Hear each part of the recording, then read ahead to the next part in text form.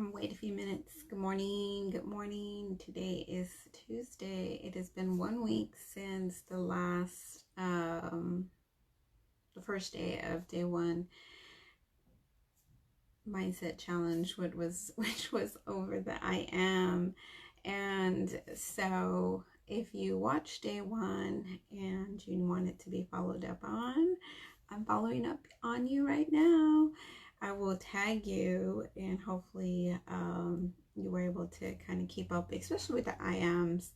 The day two about changing, your language on to start saying things are easy, and then day three was actually on my research and 5 skills that you can do and start practicing with the I ams. So go and watch those if you haven't. But today is actually for overcoming self-sabotage. So self-sabotage is something that we all do, and we do it for a variety of reasons. A lot of times it could just be because we just don't want to be we really want to do something. Give me a second, guys. I'm gonna put this on mute. And so self-sabotage. So something new that I hadn't really thought about before reading some books, and by Crumboldt, who is the person that I based a lot of my research on in Plan Happenstance. So self-sabotage, there's 2 ways that we do it. We do it by doing it internally and externally. And so externally is the one that it's a lot easier to do. It's the one that we do so that we can put it out on something else. For example, and this is I'm going to give examples in how we do it for our careers, but you can actually apply it to any part of your life, right? So let's say, for example, that you want to be a nurse, or you want to be an electrician, right? And you know that you have to do all these things to become an electrician. You need to go and get some training and do an apprenticeship, and then that whole journeyman, the whole everything. And then the same thing for being a nurse. You have to go through a certain training.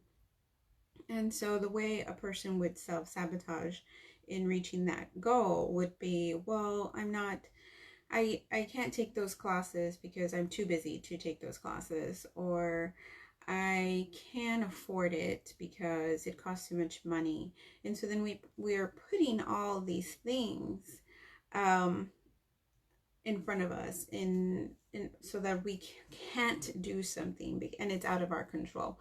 But really, anybody can go and get anything that they want to do. It's just a matter of whether they go and do it. And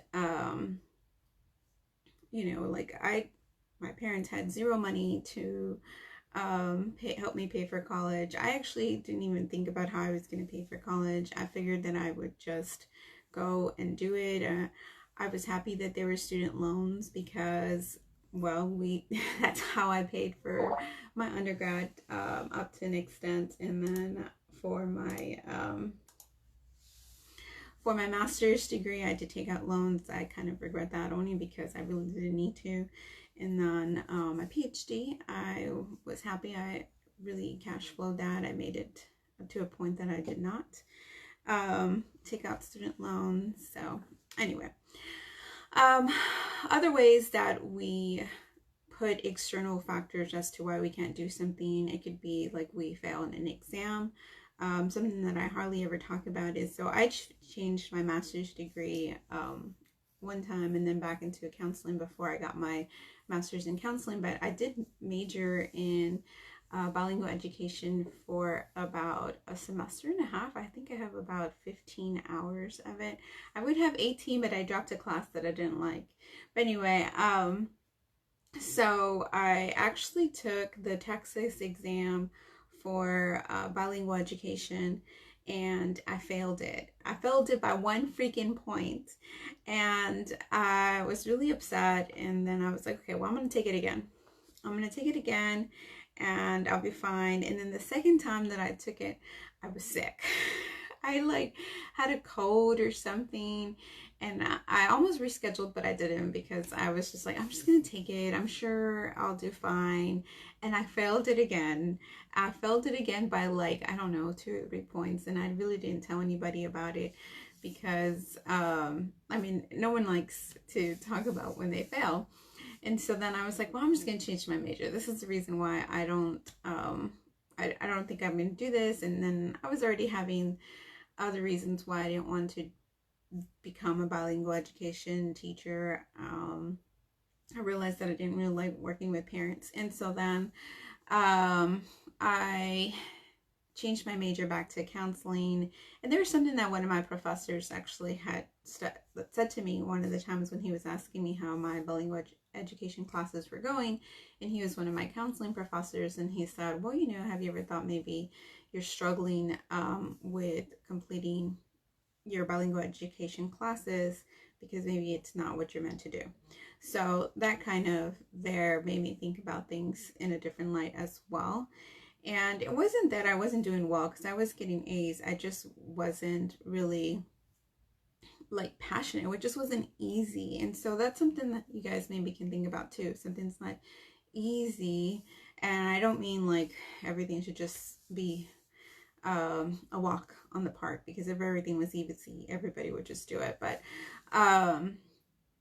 if you find yourself maybe repeatedly struggling on something, maybe find the reasons behind it, right? Remember, there's external and then there's internal self-sabotage. So the external is, again, just things that you put in front of you as to why you can't do something. So it could be money to pay for some training. It could be going and doing a training that's not in San Antonio. Maybe you're like, well, I gotta go do this training, but it's in a different city, and then I got to do all these logistics of all this stuff. And so then you put all these external factors as to why you can't do something. So that's an external self-sabotage. The internal one is a lot easier to recognize that you're doing, and it's a lot easier to change if you really want to. I mean, both of them are really. So the internal one is how you talk about things, and it's kind of like I talked about in day 2. If you say things are hard, well, then it's going to be hard, versus when you say it's going to be easy, it would be easy. And it's really just changing our language and our belief in what we can and cannot do. And you know, if you want to do something, you just really have to take a self-analysis as to what is stopping you from doing it. What is stopping you from enrolling in a program? Is it because, you know, you're afraid of failing? Is it afraid because, you know, you've been in this situation before where you've taken courses and then maybe struggled? I know I have a friend who said she would never do a master's program, and is currently doing a master's program. So proud of her. She actually is making all A's, and she didn't think she could do it, and she didn't think she could do online courses, but now she's doing all of that. So, you know, and she's doing it at an age where she didn't think she would ever be doing it. And so that should be, you know, for anyone. It doesn't matter how old you are, how young you are, you know, the time will pass. And if you want to do something, just do it, because again, I always say the time will pass. The time will pass, regardless of whether you take 1 course at a time. If you take 3 courses at a time, it will pass, and you will get you'll get there. You'll get what you need. Something to say that, you know, I didn't ever really say before, because it used to annoy me, but it took me 5 years to complete my bachelor's degree. And not because I couldn't finish my degree sooner, but because I was taking all these other classes that I really didn't need, and I just liked being in school. But it took me 5 years to finish it. So and it took me that long because I just really enjoyed the classes, and I really didn't want to get to real life. And so that's something, you know, just take your time. It doesn't matter how long it takes. It doesn't matter how much money it takes you to get where you want to go. Just do it. For my master's degree, it took me 3 years since I changed my major and all this craziness. So, and then my PhD took me like 4.5 years or something like that. I don't really remember.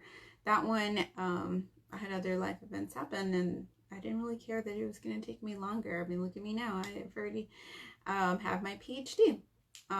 So the time's going to pass regardless, in regards to, completing a degree program or just learning any type of skill. Just take the time, give yourself time to become proficient in these things. So again, there's 2 ways to self-sabotage in reaching your goals. So recognize which one it is that you're doing, especially if it's something you want to work on. And if it's something you don't want to work on, reflect on why you don't. So that's all I have for today. Leave a comment if you saw day 1 from last week and how you're doing on your IMs. I will probably do another live in about a week. I don't know. I haven't decided if you guys want more lives this week. Leave a comment on something that you would want me to do a live on. Have a great day.